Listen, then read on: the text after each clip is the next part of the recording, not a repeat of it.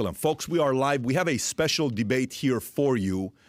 I highly, highly recommend you share today's debate everywhere because the two folks that are here with us on the debate, both are qualified to make an argument on what's going on today with the vaccine, which is a topic of discussion. Whether you're watching CNN, MSNBC, Fox, you're reading Wall Street Journal, Yahoo, HuffPost, whatever you're reading, everybody's talking about can they mandate the vaccine or can they not mandate the vaccine? The two guests I have today that are fully qualified to debate this, first one is Kent Heckenlively, who's an attorney, science teacher, New York Times bestselling author, wrote a book. You may have read it, The Plague of Corruption, which was #1 on Amazon. I believe for a week straight, it was a #1 selling book. It's got nearly 8,000 reviews. It was on the New York Times bestseller list, I think 6 weeks in a row. It's one of those things that everybody was talking about when he came up with it, and it was with Judy Mikovits at the time, for those of you guys that follow the story. During college, Heckenlively worked closely with Senator Pete Wilson, and in law school, he was a writer and editor of the School Law Review and spent the summers working for the U.S. Attorney Office in San Francisco. That's Kent. My other guest is Alan Dershowitz. I've had Alan on a few times before. He's a constitutional lawyer. He's one of the most celebrated lawyers in the world. He was the youngest full-time professor at Harvard Law History and now is the Felix Frankfurter Professor of Law, and he's been doing that for some time. And another New York Times bestseller. Both are New York Times bestsellers. Alan's been an attorney on some of the most well-known cases, whether he was representing Trump on the first impeachment, I think even Tyson, I think O.J. Simpson. I even think he was a constitutional professor at Harvard for many people that became politicians. And I even think he, at one point, was a teacher to President Barack Obama. So we have the folks, two folks here. We are live right now on YouTube. You can watch this from YouTube. You can pose your questions. I'll go through this as well. But my recommendation to you is this is such a heated topic right now that I highly, highly recommend you share this with as many people as possible because we'd like this thing to stay up. We believe YouTube likes it when it's a debate format rather than just one-sided. So we're hopeful this will stay up, and I think it's good for people to see this because on January 7th, the Supreme Court is holding a special hearing for cases be made for Biden's vaccine mandate, both for and against it. So, David, first of all, Kent and Alan, thank you so much for making the time for being a guest on Valuetainment today. Thank you. And agreeing for this debate. I know most people are not accepting debates. A lot of respect for both of you guys to agree to do this debate, especially live. Can you put the pictures of the two books that are up there on why we're hosting this today? First one is a book called The Case for Vaccine Mandates, written by Alan Dershowitz. The other one is The Case Against Vaccine Mandates, written by Kent Heckenlively. Both books went out on October 26th. You see Kent is holding one of them up. You're going to see the pictures of both being up right there on the screen, so you already see which is which. And today, we're going to have one side of the argument that's going to be for it, the other side of the argument that's going to be against it. Having said that, Alan, I will go to you first, if you don't mind making your case for vaccine mandates, and then we'll go to Kent. Well, first, I want to make the case for debates. I think debates are very important. I own a copy of the original Lincoln Douglas debates. I actually reread them in preparation for this debate because I know that Kent Heckenlively is a very distinguished opponent, and I'm very honored to be on the same platform with him, representing different points of view. I'm going to be curious, too, whether or not we grow further apart or come closer together as the debate continues. So let me state my case. I have two cases. One is the constitutional case for mandates, and the other is the moral case for vaccine mandates. Let me start with the constitutional case. My view of the Constitution is generally that no government can ever make an individual, adult, competent person do something only for their own benefit. So that hypothetically, if a vaccine were to be developed that was 100% successful in preventing cancer or heart disease or diabetes or Alzheimer's, and with no side effects, I would still not mandate the taking of that vaccine because the government has no business telling people how they can deal with their own lives if only their own lives are at stake. So I start with that. But then let's assume, again, hypothetically, because it isn't the case here, that we develop a mandate that a vaccine that's 100% effective in preventing the spread of a lethal disease to other people who don't want to get the disease. There, I think the Supreme Court would and should uphold such a mandate, certainly as a last resort. And if there were appropriate exceptions, medical exceptions, we can debate religious exceptions. There are reasonable arguments on both sides of that. So my constitutional case for a vaccine mandate is a last resort case. And it's a case based solely on the science. If I can be persuaded during this debate that the science doesn't justify a vaccine mandate, I would change my views. My views aren't locked in. My views are based on certain scientific assumptions, which have to be proved to be true or false. But I believe that the Supreme Court today would uphold a constitutional mandate as constitutional a mandate if it were based on science and was necessary to prevent the spread of the disease to other people. That's the constitutional case. By the way, I don't believe that President Biden's mandate is necessarily constitutional, because the other thing I argue in my book is that for a mandate to be constitutional, it has to be enacted by the legislature. Our tripartite division of power means the legislature makes the law, the executive enforces the law, and the judiciary either upholds or strikes down on constitutional grounds. And I think there's a real question about whether President Biden had the authority to use OSHA as a way of creating a mandate that did not get enacted legislatively. So I'm not here arguing for Biden's mandate. I'm arguing for a legislatively enacted mandate passed by Congress appropriately, based on science, as a last resort, with exceptions. Having said that, I'll just very briefly say I think the moral case is strong as well. You have the right to decide what to do with your body. I have the right to decide what to do with my body. And I have decided I don't want to be anywhere where people are not vaccinated. And so the choice is, do I get to go where I want to go on an airplane, in a building, in a restaurant, in the theater, or do you get to go where you want to go? There's no real debate about whether you have the right to control your body. You do, in general, if it's not communicable. But if you are Typhoid Mary and about to communicate diseases to others, then it's not your body, it's my body. And just one last word about hypocrisy. So a lot of people on the left say we want mandates, we want vaccination certificates, we want proof. And a lot of people on the right say, no, that would be passports, your papers, please. But it gets shifted when it comes to voting. When it comes to voting, many on the right say, your papers, please. We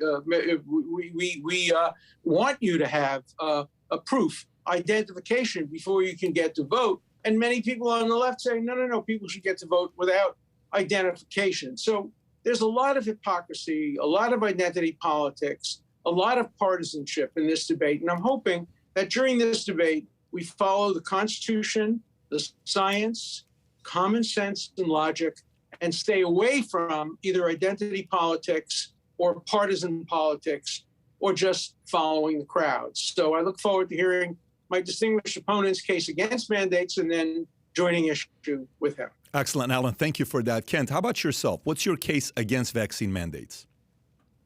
Well, the first thing I'd like to do is I'd like to publicly acknowledge my appreciation for Alan Dershowitz. He has long been a hero of mine, and he may not remember it, but in probably about 2016, he granted me an interview for a book that I was working on called Poisoned. I was an uncredited writer on it, story of Alan Bell, an environmental lawyer. And then Alan was kind enough actually to endorse that book. So I just like to publicly acknowledge that you are one of my civil rights heroes, civil liberty heroes, and that you have been personally kind to me. I'd like to also note that Alan and I are both endorsers of Robert Kennedy's book on the real Anthony Fauci, which I recommend that everybody get.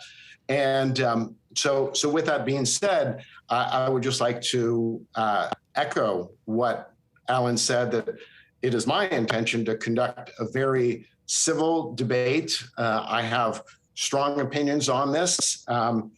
To quote Zechariah Chafee from a 1919 Harvard Law Review articles, to paraphrase him, "Your right to swing your syringe ends in my arm." So what I'm hopeful that we will do in this debate is we will look at the constitutional questions, because I think that there are clear constitutional questions involved here. I agree with Alan on his moral claims, but where I think there is some disagreement is before all of that. I think before we get to the constitutional questions, before we get to the moral questions, we have to look at the framework which has been set up to look at the questions of vaccine safety. And although I am happy to go in any order that the group wants to go in, I really hope that we will spend some time looking at the format that we are currently using to get to the truth about vaccines. And before we get to that point, I'd like to give a personal message to the audience.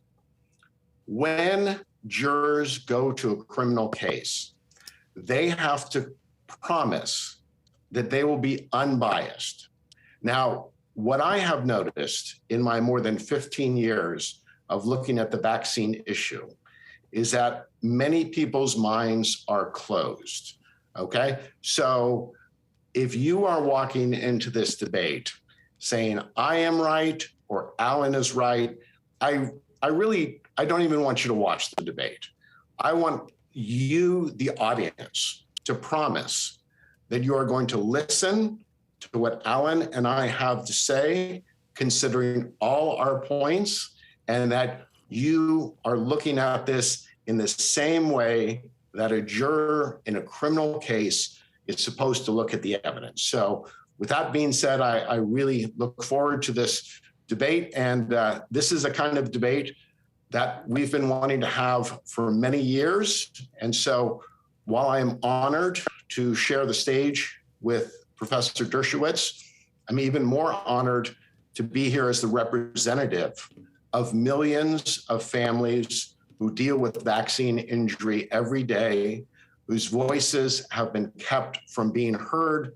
I am skeptical that YouTube will allow this debate out on its platform, and I only hope that other platforms will carry it. Thank you. Ken, thank you for that. Just a side note, I don't know if you can do anything to change your audio. There's like a little bit of a disconnect. See if there's anything you can do to change it up.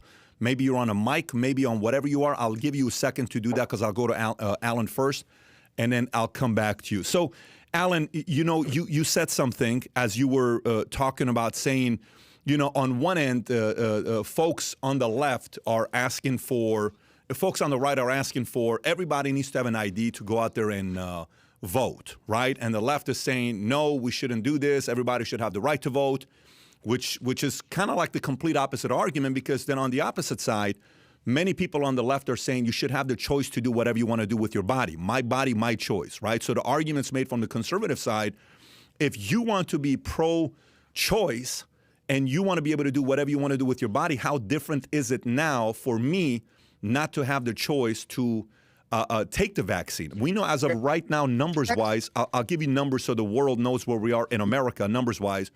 We have 242 million Americans that have taken a minimum of one dose. 205 this is as of today, 205 million fully vaccinated. 73% of the population has done one dose. 62% is fully vaccinated. 66.4 million Americans have taken the booster as of today. So most have taken it. But what's your argument towards the conservative side saying pro-choice, pro-life? Why don't you use that the same thing with vaccines? Well, it's very simple. Pregnancy is not contagious. The last I checked into it. The fact that somebody is contagious affects me. I live in a building in Manhattan. Every day I get in the elevator. I go past lots of people.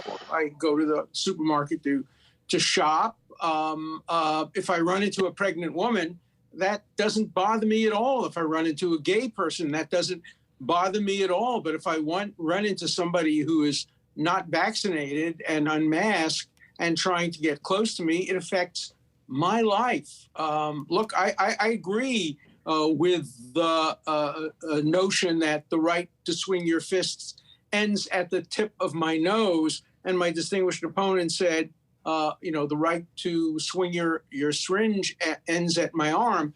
But I would turn that around and say, your right to spread COVID ends at the tip of my nose and at my lungs. So nobody is disputing the fact that you have control over your own body. I go further than most conservatives do on this. I would decriminalize the taking of most drugs if the drugs just harm the person themselves. So I'm making a very, very sharp distinction, and I hope that my distinguished opponent will pick up on that distinction. My distinction is between affecting the body of someone who is only affecting himself. As I say, I wouldn't make you take a shot that prevented you from dying of cancer or heart disease. I might charge you a tax for it or make you pay for your own hospitalization. That's a different issue. But I wouldn't make you do it. On the other hand, the question I would pose to him is, what if we had, and now I'm talking hypothetically, and then we'll get to the reality, because I know he wants to get to the reality, but hypothetically, what if we had a disease that was extremely, extremely contagious, extremely lethal? It will kill you if you get it. And we developed a vaccine that was painless, 100% effective, and no side effects. Would you permit the government to compel everybody to get that harmless vaccine that, if you took it, would prevent the spread of a lethal illness to others? Can I ask you that question directly and get an answer? And then we can move from the hypothetical to the reality. But what about the hypothetical? A 100% effective, no side effects vaccine that prevents you from spreading the disease to others. I don't care about you. It may not have any effect on you. Maybe it doesn't even help you. But it prevents you from spreading the disease to others with 100% effectiveness. Do you agree that that vaccine should be mandated or not? Direct answer. So can you hear me a little bit better now? Yes. Yeah. Okay. So, Alan. Yeah. I'm going to stay in the real world before I go to the hypothetical. Okay, but you're going to go to the hypothetical. So, maybe this is the difference between Harvard and teaching in middle school, but I like to stay in the real world first, and then I'll go to the hypothetical. So let's talk about the beginning of mandatory vaccinations, or what they say is mandatory vaccinations in constitutional law. So I've heard you talk about Jacobson versus Massachusetts, the 1905 decision. And I think that for the listeners, they need to understand how this case has been misrepresented.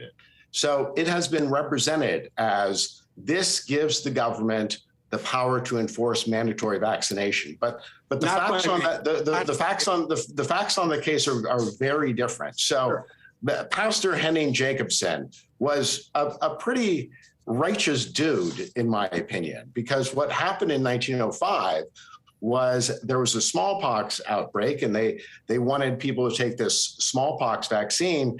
And if you chose not to take it, you got a $5 fine. Well, right. Pastor Jacobson refused to pay that fine, and he was actually jailed for that. And so in that case, the Supreme Court said, well, the government has the right to give you that fine, but the idea that they would ever force him to take something was completely anathema to it. And what kind of gets me is, 1905 gets a lot of things wrong, women's rights, minority rights. But what they got right was this idea that your body was inviolable. Okay. And so, we look at something like smallpox. And so that has killed, according to many estimates, over 300 million people. And so I find the distinction that you're trying to draw. I mean, it's wonderful in the hypothetical world, but it doesn't match the reality. And so smallpox was contagious, and let's go to COVID. it is appearing that there are being many outbreaks among the vaccinated. We know that people are, when they're contagious, when they're transmissible. We understand what's going on. We understand through the science that really you're spreading it when you're in close contact with somebody who's contagious for more than 15 minutes. So I submit to you that the risk among the vaccinated who are having these outbreaks is not all that different from the unvaccinated. And one of the things that we also see is that there are lots of comorbid conditions. And so, if I'm 58 years old, I'm in good health, my vitamin D levels are good, so there's a certain risk profile that I have.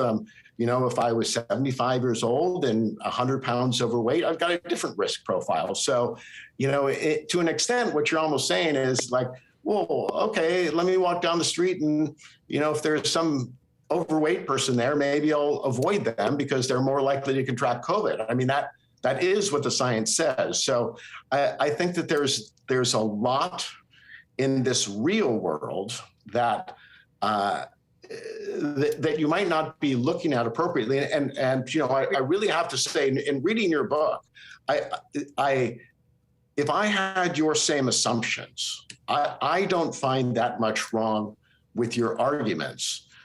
It's the assumptions you make and the fact that I don't believe you have looked deeply, as I have in the books I've written, about the vaccine program and the legal mechanism under which we get to the truth. I think, I've got a friend of mine who's very religious. And so when I told her that I was debating you, she goes, "Oh my God, I know what's happening. This is going to be the way that we get Alan Dershowitz on our side." And I said, well, all due respect to the Almighty, but I don't even think God can change Alan Dershowitz's mind. The only person who can change Alan Dershowitz's mind is Alan Dershowitz. So I agree. If I agreed with your assumptions, I don't find much wrong with your analysis. It's just that I disagree with your assumptions. So let's be clear, just to be very clear for purposes of this debate. If the assumptions were correct, if there were a vaccine that were effective in preventing the spread of a lethal communicable disease, you would support a mandate for that vaccine, making people take it against their will in order to save the lives of lots of people from a communicable disease. Is that correct? It's kind of like saying if pigs had wings, what could be? I understand what you're saying and everything. I just don't think that the assumptions are particularly relevant or helpful to the discussion we're having. Well, it is very relevant because if you would agree with me, then it isn't your body, your choice. Then that cliche goes out the window. It's your body, your choice only if your choice affects only you. But if your choice affects other people, then it's not your body, your choice, it's your body. The government gets to make some decisions about how you can use your body. And we know the government makes decisions about that all the time. When I was growing up, if you were 18 years old and you didn't register for the draft, you went to jail. And so the government could tell you to go to Vietnam and fight a war you didn't agree with. Your body, your choice didn't hold because the theory was that you could make somebody protect others and protect the liberty of others. And remember, look, I agree with your analysis of the Jacobson case. The Jacobson case is not binding for several reasons. Number one, it's 1905. Number two, it was a state legislation act. A, it was done by the state under the police power. B, it was done by the legislature, not the governor. C, it was then done by the city of Cambridge and then the Board of Health of Cambridge. So the democratic process had worked. Smallpox is different than COVID. $5 is different than going to jail. I don't know. I don't think you know either. I don't know for sure whether the court would have upheld an absolute mandate, not a $5 fine, an absolute mandate. let's remember that 25 years later, it did something god-awful, horrible. Oliver Wendell Holmes said to a woman, your body, not your choice. We're sterilizing you against your will. And they cited the Jacobson case. We're making you cut your fallopian tubes. We're not allowing you to have children in order to prevent you from becoming a criminal. One of the worst, most horrible decisions in the history of the Supreme Court, written by perhaps the greatest justice, Oliver Wendell Holmes, and joined by the second greatest justice, Louis Brandeis, because at the time, genetics was the rage. At the time, it was Harvard. And it was a terrible, terrible time and a terrible thing. So I agree with you that science or pseudoscience can be misused horribly. That's why we have to be challenging science at every point. But I'm glad, I think I got a concession from you that under the right assumptions, at least, the government can compel you to take a vaccine, not for purposes of helping yourself, but for purposes of protecting others against the spread of your illness, right? Well, I want to go back to what you had said, and I thought it was a very good point, and kind of leads me into where I think the discussion needs to go. You mentioned Vietnam, and you said, okay, during Vietnam, the government said we can draft you and we can send you to Vietnam. Sure. Well, where you may lose your life in defense of some political motivations, which didn't seem to be that good on the part of the government. We don't have that anymore. There has been so much more of an evolution towards individual rights. So, I could make the same assumption that, a woman's right to choose an abortion, well, that affects somebody else's life, her unborn child. I could also say that it may affect many of the people that unborn child may have interacted with in their lives. So, and I think that there is this hubris in thinking that we understand what's going on. So if you ask me to assume godlike powers and to use those godlike powers for somebody, what I claim is that will inevitably go wrong. And if we're looking at balancing of risks and everything, and so kind of an answer to it, I think I have difficulty with your claim because it assumes that I will ever know something 100%. Okay. What I look at more deeply, and this is what concerns me, and I with all due respect, I don't think you have looked deeply enough at this question, is what is the mechanism for getting to the truth about vaccines? Now, for me, I find it highly flawed. Now, you also talked about the Buck versus Bell case, which I'm very glad you did. So Carrie Buck was a woman with supposedly mental issues. But when you look deeper at the facts of that case, what you find is that she was an orphan. She was adopted by a family. She was raped by the nephew of the mother of her adopted mother. And then surprise, surprise, a year or so later, she's confined to a mental institution. Okay, so that was put together by Oliver Wendell Holmes Jr. and Louis Brandeis. Okay, and I am happy that Alan acknowledges that is a horrible case. I've proclaimed it for years. I've read about it. That's fine. I'm sorry, I haven't read your previous things. I just read this one. It's a horrible case, but I am happy to hear you say that, I was so shocked when I read that statement by Oliver Wendell Holmes that the principle that sustains compulsory vaccination is broad enough to cover cutting the fallopian tubes. 3 generations of imbeciles is enough. I was so deeply offended by that. Gentlemen, can I jump in? I'd like to jump in if I can get both of your attentions real quick. So assume the audience isn't filled with lawyers, okay? You're speaking to folks who are average, everyday workers, executives running businesses, and they kind of want to see it from their perspective rather than the language that you use. And I hope you guys can be challenged on this topic here. The only reason I'm asking this question, I want to bring it back to you. You keep pushing the question you keep asking Alan about the fact that if we knew 100% that this thing was this, let's just say hypothetical. The question I would bring back, because I don't think he's asked the question from you. My question for you would be, first of all, we're never going to know 100%. There's always going to be some kind of research. A person could come back and say, this thing's only been out there for 12 months. I've never been confident about what's going to happen. Maybe I'll take a flu shot right now because they've been studying this for decades and there's more research. But we don't have enough time to have enough research to trust taking a vaccine. Why would you mandate something that we only have 12 months of research? What would you say to that?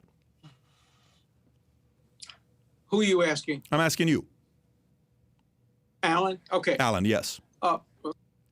I would say that we need as much research as possible.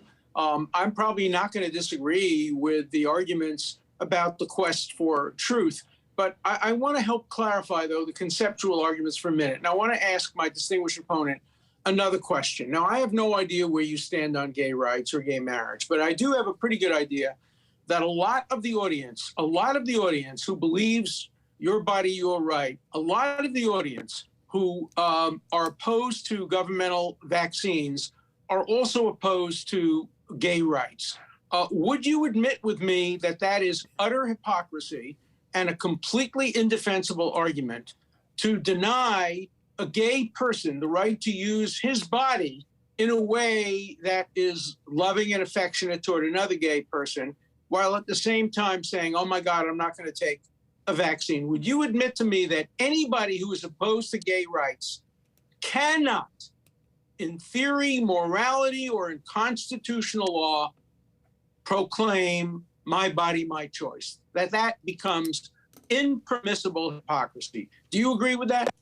I will tell you that I agree with that. And in fact, what I would say is that, like you, Alan, I have a tendency to annoy both my friends and my enemies. So I am happy.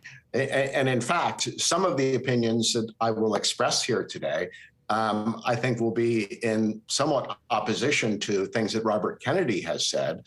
And so I have always admired you, Alan, as an independent thinker. And I hope that the audience will come to see that I'm kind of an independent thinker, and I don't care if I offend my own side or other sides. You know, I'm only bound by my quest for truth and debate and discussion. And if it challenges my assumptions, I'm happy for that. I agree with that completely. So, but we can agree then. I don't want to have people turn off the debate, but if you are a strong opponent of gay rights, if you don't believe that a gay man or a gay woman has the right to use their body as they choose, you cannot, in morality, in law, or in decency, be on the side of opposing vaccination or vaccine mandates. I'd go even further, because I share your concern about what we do with so-called illegal drugs these days. And I tend to believe that, you know, you get to make your own decisions. So as I am claiming that I have the right to decide what I want injected into my body, what I put in my mouth, I assert that same right for other people. I'm very much a libertarian in that. Well, I'm glad we agree on that. That's very, very important, because I think probably we've lost a quarter of our audience, the two of us together, because there are probably a lot of people out there who think they are entitled on religious reasons, on moral reasons, on family reasons, to be opposed to gay rights and gay marriage, and at the same time stand on a high soapbox and talk about my body, my choice. Nonsense. You don't have that right. Turn off the television, go back, read your Bible, do what you want, but don't tell us what the law should be or what morality should be. You have disqualified yourself. See, Alan, I as I've heard more of these stories about what's happening in Australia, a country that I'm actually banned from speaking in, and I hear about these camps that troublemakers like me are being put in, I'm hopeful that I'll join you. Well, I'm hopeful that I'll call you and you can try to get me out of them. So you might have to just lean over and whisper. I'll be next to you in the camp. I'll share the cell with you. Okay. Sure. Okay, this has got to be the friendliest debate I've ever seen, and you guys are agreeing way too much. But this is, I thought this was a debate. I could have coordinated a dinner between the two of you guys. I hope you guys keep challenging each other, because as the audience, we want to win, and we want to get a better understanding. Look, Kent, let me ask this question one more time. Sure. The average person is waking up. They're looking at an article comes out from CNBC saying the following companies have mandated being fully vaccinated: American Express, Amtrak, Anthem, BlackRock, Cisco, Citigroup, CVS, Deloitte, Delta, DoorDash, Equinox, Facebook. I can keep going on and on and on. Ford, GE, Goldman Sachs, Jeffries, Lyft, McDonald's. It's a long list of names, right? So what happened recently at the appellate court that upheld its legal pause on Biden's policy with 100-plus workers to show proof of vaccination. This was in New Orleans. I'm sure both of you guys followed the story, and they said the court called it fatally flawed. Now, January 7th, it's going to go to the Supreme Court. We got 9 justices. 6 is probably leaning towards, they're probably more lenient on having some kind of a vaccine mandate. 3 are against it, and we know how the structure is currently right now. 6 of them were nominated by a conservative president, 3 of them by a liberal president. The person that's sitting there saying, look, I'm just not comfortable yet taking it, religious exemption, whatever exemption, I just don't want to take it. Am I fully protected knowing that I'm not going to get Australia happen in America, where all of a sudden, if I don't do it, I can't go to work, I can't leave the house, I can't do any of that stuff? Can what's going on to Australia at all happen to America? Alan, Kent, I'll go to you first, and then I'll go to Alan. Go ahead.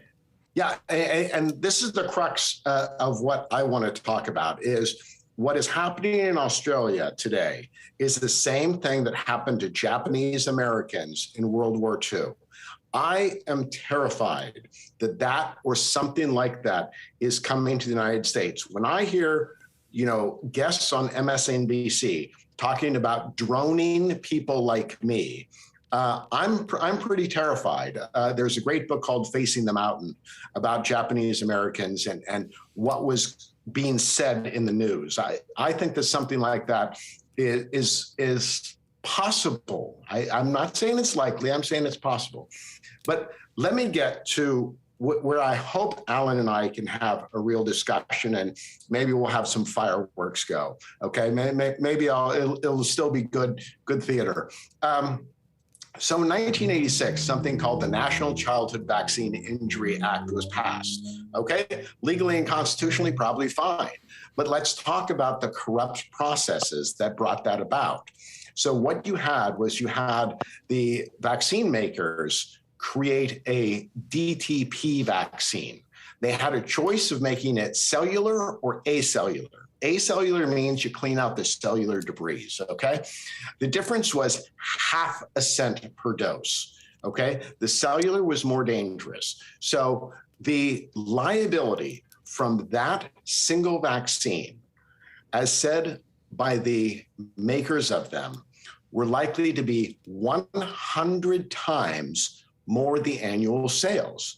Well, this is kind of striking to me, that the pharmaceutical companies were then able to turn around and say, look, I'm sorry we hurt so many children. Paralysis and death was common. But rather than us being more honest, more worried about safety, we want you to pass this crazy National Childhood Vaccine Injury Act, which was supposed to speed compensation. Well, fast forward, I published a book in 2016 called Inoculated, which looked at the 35-year disaster of our vaccine program, okay? So in that book, what I did was I interviewed the head of the so-called vaccine court, the chief special master, Gary Golkowitz, long-ranging interview. And at the end of it, I said, and it was kind of interesting because he had so many of the same concerns that I did. And so I said to him, do you think that this vaccine court has protected the American public? And he said, I don't feel qualified to give that answer. And that's kind of stunning to me because I figured like, okay, you're the guy running this special court, maybe you could tell me why it's so great. The other person that I interviewed was a Stanford law professor, Nora Freeman Engstrom, who was one of the few academics who had studied the workings of the court. And so I asked that same question to her, and she said, well, that's kind of beyond my expertise to make a claim about. And I thought, if I can't get the head of the vaccine court and, a Stanford law professor to tell me that this is a good thing, well, maybe nobody can say it's a good thing. So fast forward to 2013, there's Dershowitz versus Wyeth, okay? So that's a case in which they said like, these adult vaccines that are harming people, we can sue the manufacturers and the Supreme Court in a 7-2 decision. The only people who dissented were Ruth Bader Ginsburg and Sonia Sotomayor. Said, yeah, okay, even though it says National Childhood Vaccine Injury Act, we're going to sweep all of the vaccine cases into this vaccine court.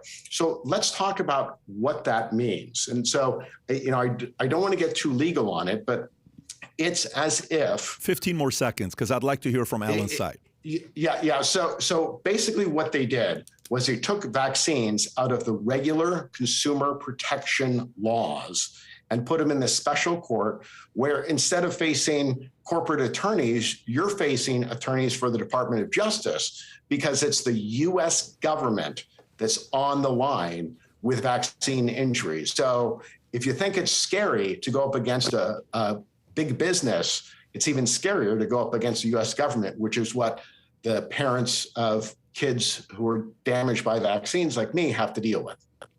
Well, I don't disagree with much of what you said. You're certainly not going to get me to defend Big Pharma. I don't think that Big Pharma has a track record where they can be trusted to be the judges in their own case, essentially. And I think we can have a real debate in which you can probably get me to change my mind because you're right.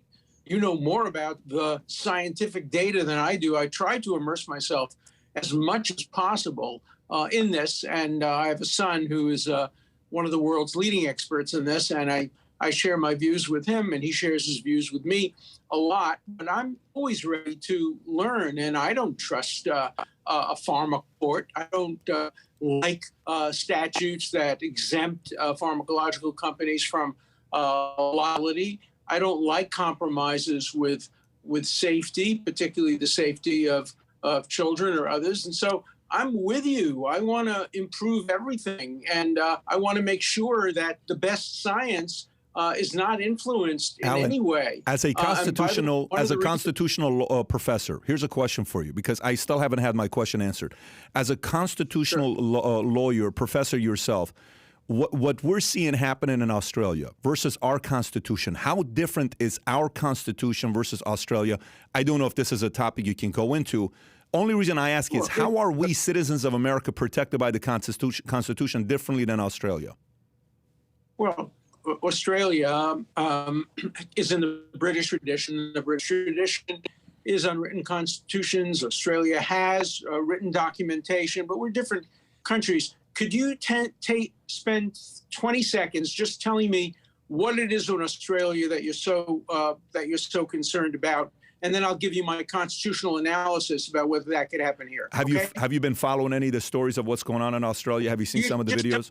You think going on? I hear stories on both sides. So I will. What you think? Yeah, I mean, what you're seeing being a concern, where some common question being asked by, again, the average person in America is, you're seeing videos of, if you don't get vaccinated, you can't get out, you can't work, you can't get income, to that point of control. You're seeing videos, people getting out. There's massive protesting, rioting going on. Some people are fighting this. Some don't have a choice. Obviously, there's a different side to Australia. There's one region of Australia where it's a little bit more free.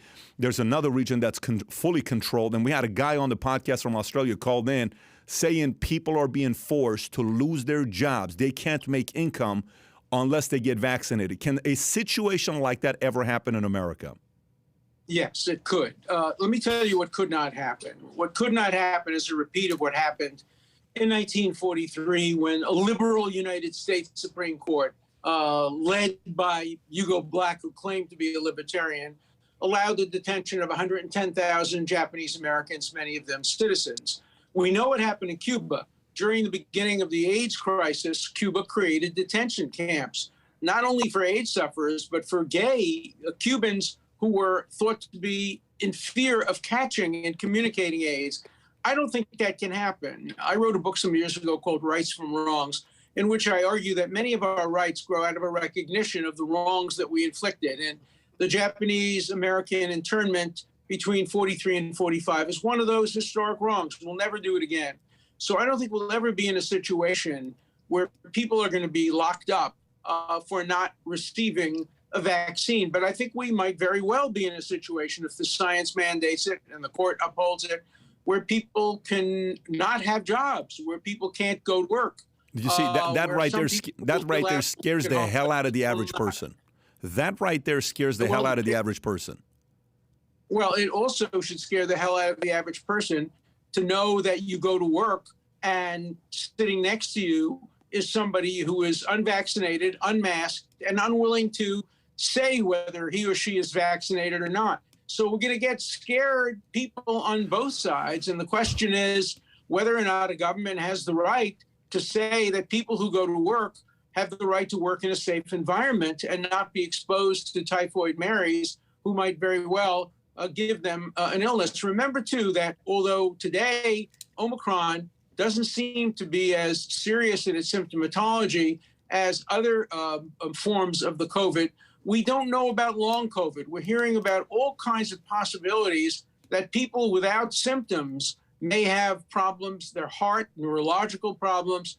We just don't know. We're going to have to continue to operate under circumstances of imperfect information, both on the vaccine side and on the illness side.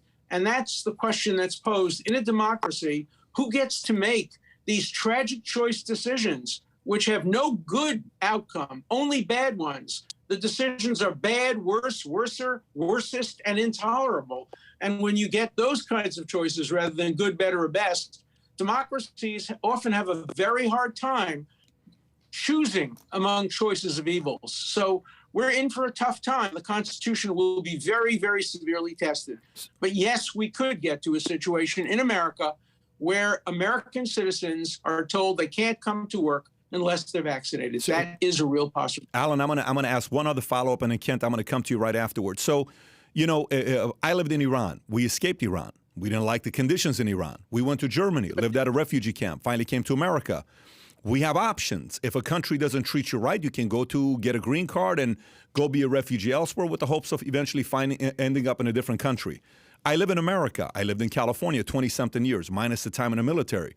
I didn't like the direction California was going with regulation for small businesses. I moved my business to Dallas, Texas. I lived there for 5 years. 11 months ago, I moved my family to South Florida. Both Texas and Florida are red states, and both of them have a plus population growth pre-pandemic to today.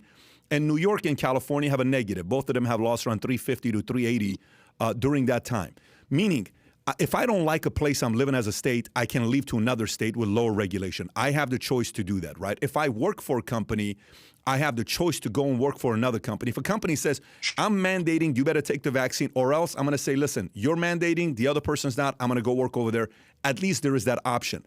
But if the federal government comes from the top and tells me, you better or else, what's the alternative for that person, Alan? How is that individual protected? Well, first of all, the federal government does have the power because communicable illnesses cross state lines. COVID doesn't recognize borders. And so even though the Jacobson case was a state case, I believe the Commerce Clause would be used to uphold a properly enacted mandate. But the mandate has to be properly enacted by the legislature. At the moment, all it does is require businesses of over 100 either to have vaccination for all of their workers or frequent testing. So you don't have to be vaccinated if you're prepared to subject yourself to a test. Will we ever get to a point where there is no option to be tested or whether there's no option to stay home and work? I don't know. That depends on the science. That depends on how seriously communicable the illness is. We got lucky with Omicron. If Omicron were as contagious as it is, but much, much more deadly, we'd be talking about a variety of other mandates and options. Right now, we're not yet at a place where the science justifies extreme measures, but hopefully we'll never get there. But if we do, we have to have in place a constitutional structure. And our structure is not all that different from Australia. Remember, Australia is the place people went to escape from England, many from other countries in the world. Australia is regarded as one of the freest countries in the world, and it is having this problem. Yeah. That's true of Scandinavian countries in Europe as well. So if countries with a long tradition of liberty are doing this, it's not fascism. It can be dangerous to liberty, but it may be appropriate depending on all the circumstances. Let's not overstate the problem. Kent. Australia has banned me from coming there to speak from 2017 to 2020. It was a 3-year ban. I believe that Australia is descending into fascism. The fact that me, who has no criminal record, I wrote a book. I cannot discuss that book in the nation of Australia is truly terrifying. I look at my banning from the continent of Australia to be an inauspicious sign. This was done August of 2017, well before any COVID problem hit. For the years that I have been studying this, Alan, as an attorney, I understand that it's very difficult to know the truth, okay? But when you study things enough, you start to get suspicions, okay? The fact that Australia banned me, somebody who is not a criminal, somebody who is not a terrorist, I'm a middle school science teacher, for God's sakes, and I wrote a book, is truly terrifying. So as I hear things coming from Australia, I hear that opposition politicians who are not positive for COVID, but have just expressed concerns about what are being done, end up basically detained for several weeks. I think that's truly terrifying. It makes me suspicious, although it's not proof, it makes me suspicious about what's really coming down the road. Now, you had asked me a hypothetical question. I'm going to ask you a real world question. Will you publicly declare with me that you are in favor of rescinding the 1986 National Childhood Vaccine Injury Act?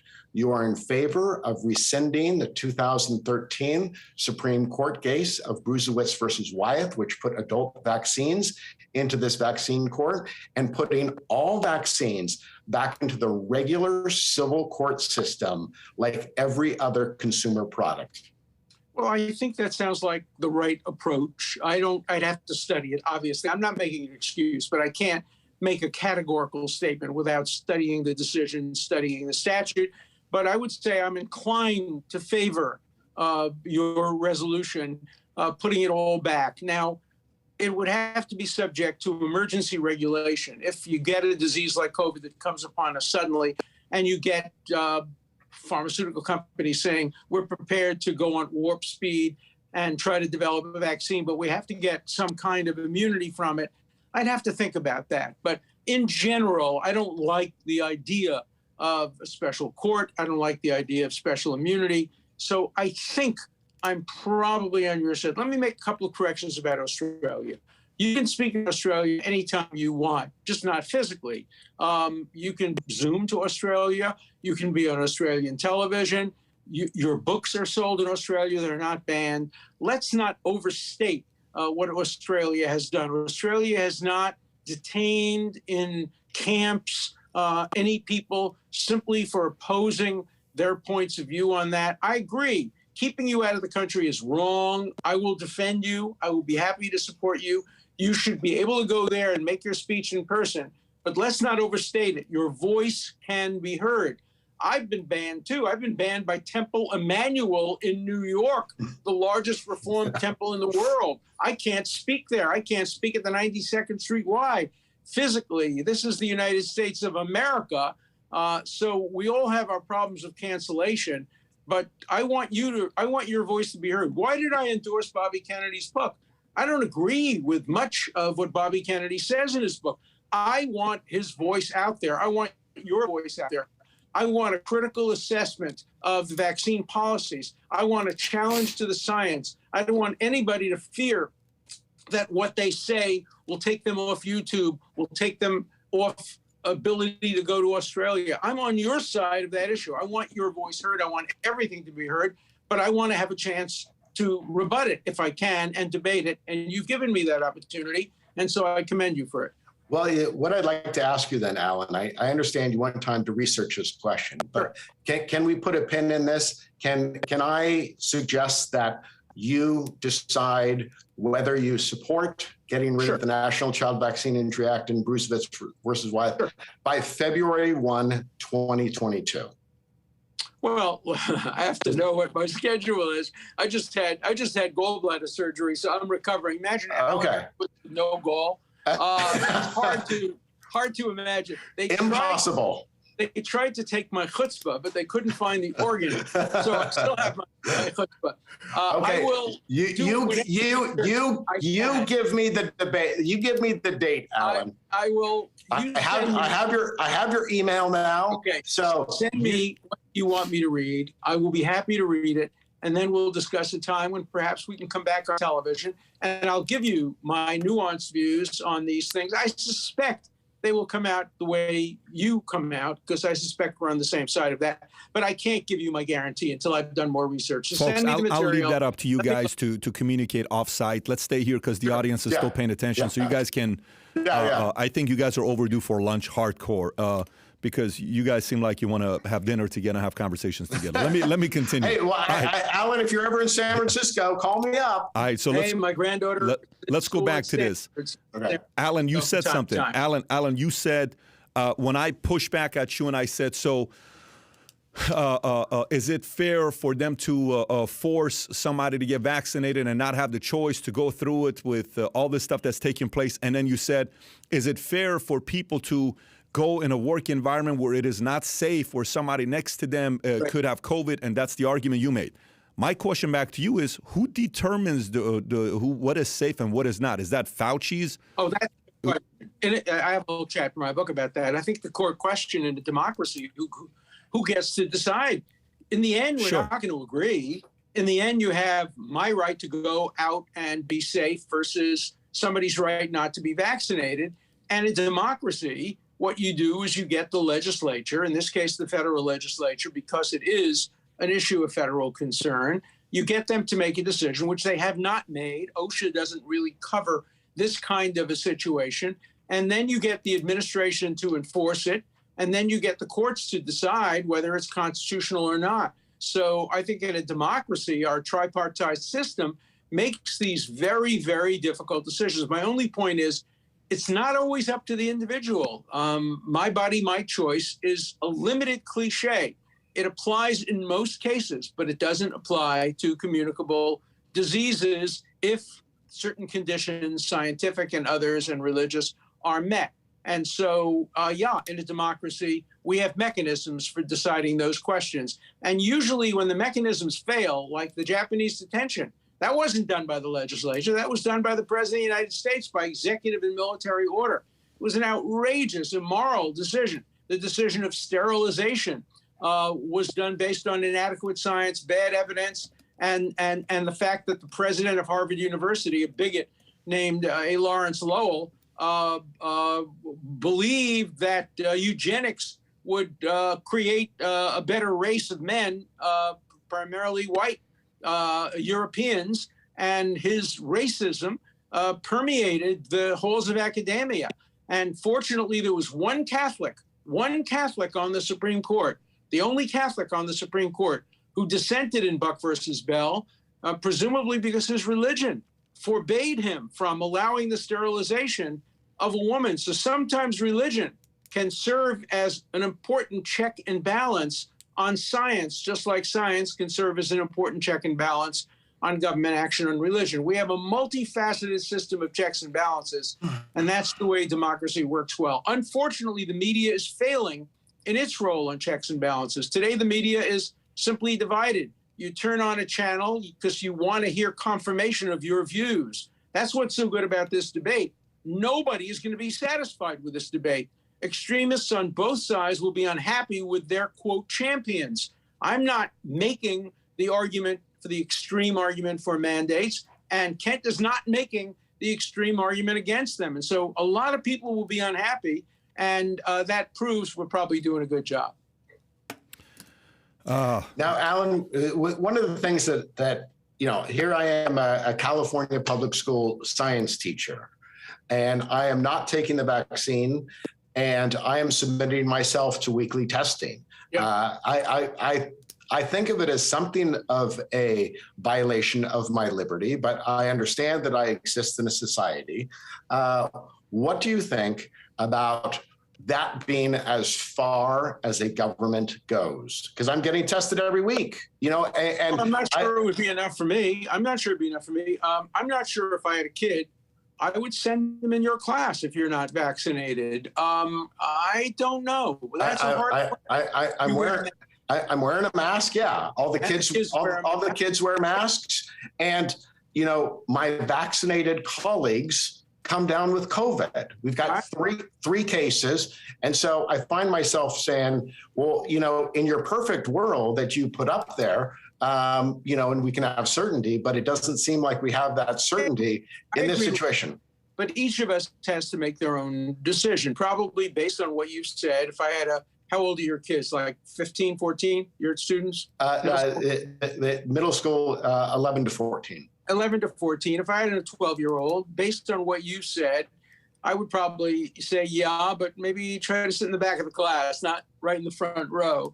I don't know how I would behave when my own child's health and safety were involved. There are some parents who would say, sure, let the kid get COVID. That'll build up his immunity, and maybe there won't be any long-term effects. These are very hard decisions to make based on the current state of knowledge and lack of knowledge. I have to tell you one place I agree with you. I think the government has failed as a communicator. The first week of the COVID vaccine, I wrote an op-ed which was very controversial. It was entitled, "Believe Science, but Don't Believe Scientists." And at that point, there were two things that were being said. Number one, they were saying masks don't work. Masks shouldn't be bought, because they were trying to fool us into not buying masks because they needed masks for the first responders. And then they said it's not transmitted by air. It's only transmitted by touch. And I wrote a piece saying, don't believe it. It's transmitted by air, number one. Number two, masks may very well work. So I'm going to wear a mask. I'm going to have my family wear masks. And I'm going to assume that it's transmitted by air. So I'm not a big believer in everything that every doctor says, but I do want to follow the science as long as it's the best science. I just, think that the hard question you haven't asked me is this. If I were the principal of the school, would I allow you to teach in the school, assuming you must be a spectacularly good teacher if you're anywhere near... Incredibly good. You are. I can tell. I would want my kid to have you as a teacher because you know how to ask great questions. The question is, does a principal have the right to demand that every one of his or her teachers be vaccinated? And then the question is, what about students? What about janitors? What about school administrators? These are hard questions, and they should be answered in a democratic way. I couldn't agree more. And what is troubling to me, though, Alan, and you've touched on it, but I don't think you emotionally understand how deep this is. So my book with Dr. Judy Mikovits, a 20-year government scientist, my new book, it's written with Dr. Frank Ruscetti, who has the Distinguished Service Award from the National Institutes of Health. Dr. Luc Montagnier, who has the Nobel Prize, demanded to be included in a chapter. Okay, so I work with high-profile high intellect people. Okay. What happened with the 26-minute interview of Dr. Mikovits called Plandemic? I mean, it's a 26-minute interview, for God's sakes. Okay. It got over 1 billion views, and then it ended up getting banned from YouTube, Google, all these search engines. That's terrible. And so my point is, you know, here's the world that I live in. Yeah. I write books with leading scientists with impeccable credentials. Okay. I can't get a single one of the major outlets to review my books, even though they end up #1 on Amazon, even though they're on the New York Times bestseller list. And all that tells me is that my research, which has shown a couple of really interesting things, you may not understand this or may not know this, but Big Pharma makes $50 billion a year with its vaccines. That's a conservative estimate. They spend $6 billion a year on advertising, and they spend $300 million a year buying Congress, okay, lobbying Congress.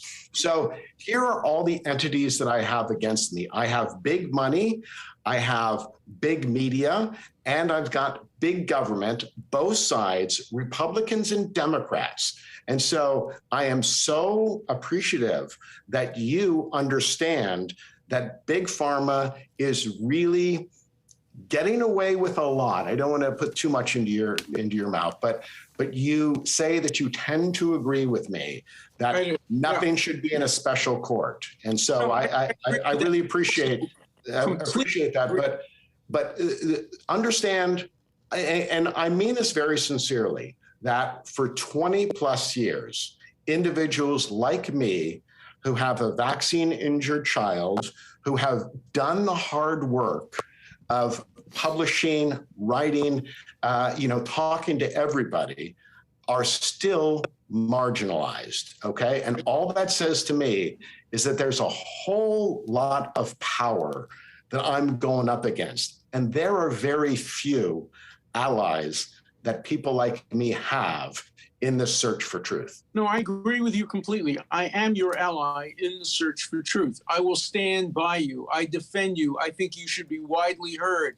I think the media is doing a horrible job. Just to change the subject a second, as I mentioned before, Bishop Tutu dies the other day, and every media in the world praises him. Not a single one will report that he was an anti-Semitic bigot, somebody who hated so many things that we hold dear, somebody who is prepared to compare Israel to Nazi Germany, somebody who diminished the Holocaust. We don't hear that because that's not the narrative that the big media want us to hear. I don't want to compare myself to you because you've been banned more than I have, but I am no longer on CNN. I am no longer on CNBC. I am no longer on MSNBC.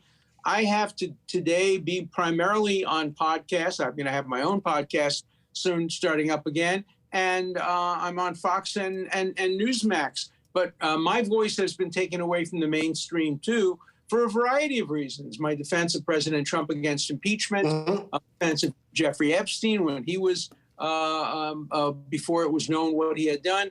All of these things have marginalized me as well. So welcome to the world of cancelization. We have to stick together and make sure both of our voices are heard. And I will always stand up for your voice being heard, even though I disagree with some of what you say. Last question before. If you read Breitbart, you'll find out that they said that exact same thing about Bishop Desmond Tutu, about his attacks on Israel. So because the head of Breitbart, former student, Joel Powell. Okay, there you go. Last question. January 7th coming up. They're going to hold a special hearing on the case for Biden's vaccine mandate. My question for Alan, yourself, having been in this world for a while, how much of it's going to come down to who makes a better argument? How much of it's going to come down to who shows better data? How much of it's going to come down to the Constitution protecting a minority from the majority? And how much of it's going to come down to which way the justices lean? I think a lot of it will come down to the fact that it was a presidential mandate, not a congressional mandate, that will give people who are in the middle an opportunity to come down with a democratic decision that doesn't get to the merits of whether mandates, if properly enacted, are constitutional or not. So my prediction is that there will be a lot of focus on the lack of specific congressional authorization and a lot of debate about whether OSHA itself authorizes this, and if so, whether OSHA has been complied with. So I think we're going to hear a fairly technical decision that doesn't get to the core issue of whether mandates are permissible under our Constitution. Kent, do you have any feedback on that question? Yeah, I wish I was as hopeful as Professor Dershowitz. Given this conservative Supreme Court's support of enlarging the big pharma protection, I actually expect this decision to say that vaccine mandates are fine. And then I think it is, it's a very, I think we're looking at a very troubled time, because I think there are going to be a lot of people, 15 to 20% of the population, who said, I don't care what you do to me. I am not going to take this vaccine that Pfizer is arguing the safety data shouldn't be released until 2076. Okay, I'm a relatively young man, but in 2076, I'll be 113 years old. So I think that big pharma has earned the distrust of the public. I do not expect the Supreme Court or our legislature or our media to cover this. It's left to rare individuals like me and Professor Dershowitz to really have the discussion, which should be all over the mainstream media. Well, let's have the discussion widespread, let people watch it and let them communicate to us. Let's be the center of the discussion. We'll be the Lincoln Douglas debates of our current generation. I think it's so important that the debate continue in the quest for truth be never ending. Hear, hear. Gentlemen, thank you for your time. We're going to put the links to both of your books below for folks to order, both Case for Vaccine Mandate as well as Against. And you also give a shout out to RFK's book. We'll put that link below as well for people to go out there and make the decision for themselves. You saw the debate. What do you think? Do you think it's going to get to a point where the government's going to mandate everybody getting the vaccine, maybe going in the direction of Australia based on what Alan said earlier? Comment below, share your thoughts, and share this debate with others. Kent and Alan, once again, thank you for making the time to be willing to come out here and debate on the vaccine mandates.